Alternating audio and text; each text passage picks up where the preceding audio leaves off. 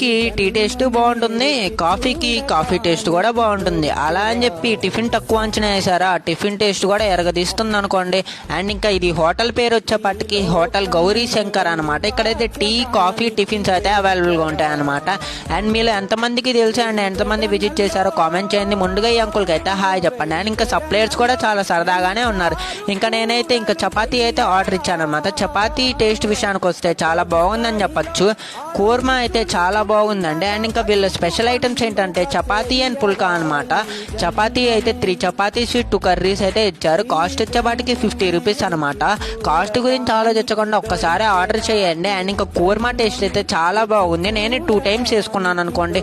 ఇంకా నెక్స్ట్ అయితే నేనైతే మసాలా దోశ అయితే ఆర్డర్ ఇచ్చాను. ఇంకా మసాలా దోశ టేస్ట్ విషయానికి వస్తే ఇది కూడా చాలా బాగుంది. చపాతీ వీళ్ళ ప్రాసెస్ కూడా బాగానే ఉందని చెప్పచ్చు. రోస్ట్గా అయితే కాలుస్తున్నారు అన్నయ్య అయితే.